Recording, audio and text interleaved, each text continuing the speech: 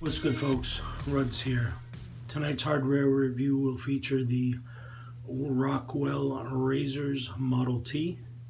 Many of you know Rockwell razors from their successful Kickstarter a few years back with the 6 Series razor. That's the 6S and the 6C. Three-piece razors with interchangeable base plates to increase the blade gap.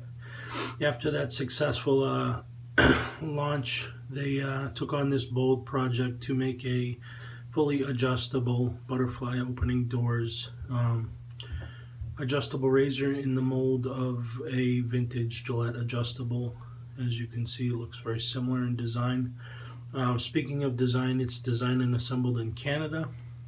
The project itself has been plagued with delays and quality assurance issues, and they recently came out with the retail price on this, which will retail at about $195 US, putting it in the premium razor space, if you will. And its only real competitor that I know of at the moment is the Rex Ambassador, which is a two-piece fully stainless steel adjustable razor assembled and made here in the United States.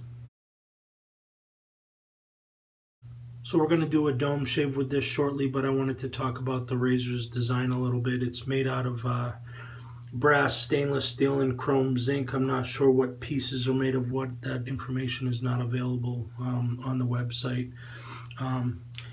While it's made of those metals, it does not feel premium as the price tag would indicate, in my opinion. Although it's fairly heavy at 99 grams and coming in at 4¼ inches long from the handle to the top of the domed head, it doesn't feel premium like some of those fully stainless steel or brass razors do, given its price point. The finish is nice. There's no visible tooling marks or areas that look unfinished to my untrained eye, and unfortunately it's very unbalanced. The head is hollow and doesn't carry a lot of weight, and it feels to me like most of the weight is in the handle. So the learning curve on this is steep, given that unbalanced feel of it. The domed head itself is also extremely big in compared to the Rex, as well as if you're familiar with vintage Slim adjustables or even the Fatboy, this dome is much bigger of a protrusion, if you will.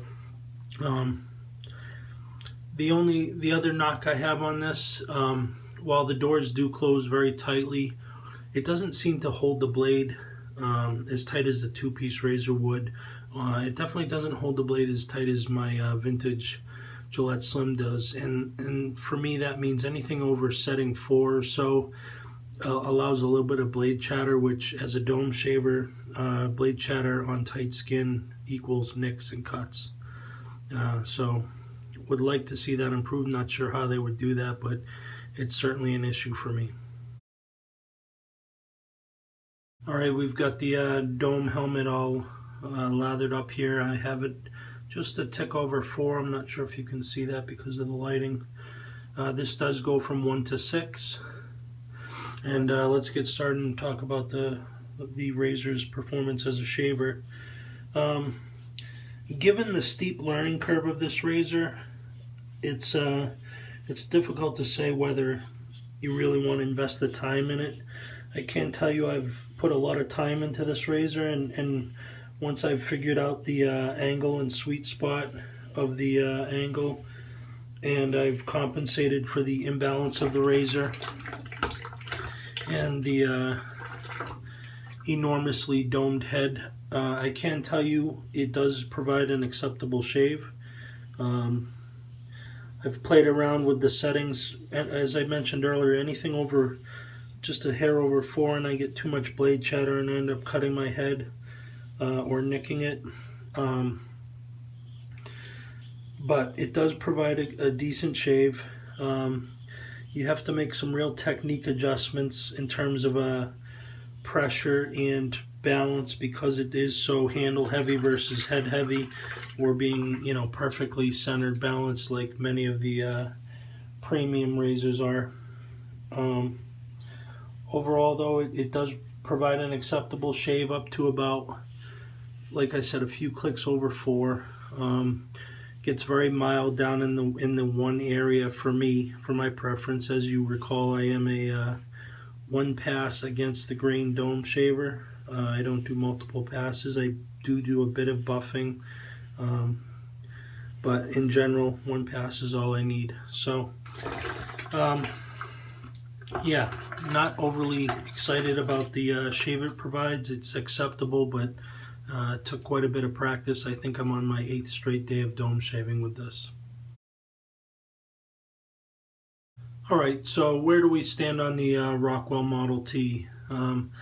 I simply can't recommend it. I'm quite disappointed in it, perhaps because of the popularity and how much I do love the Rockwell 6 Series razors. This is coming in as a big disappointment to me. Because of the imbalance of the razor, the gaudy size, the gaudy domed head, as well as the pretty nasty blade chatter above setting 4, click over setting 4. I know $50 US isn't chump change, but for $50 more you can have a stainless steel Rex Ambassador 2-piece razor that doesn't have any of the imbalance issues, has a much slimmer profiled head, and has no blade chatter issues. And if you'll recall, they did have a dial issue in my previous review last fall, but from what I understand, that's been rectified. So it's to me it's a better choice. I can't recommend this, unfortunately. Perhaps at the original Kickstarter price of $99 I could, but at $195 this is a no-go for me. As always, thumbs up the video if you enjoyed it. Comment below if you have anything to say. And if you're not already a subscriber, please become one. See ya.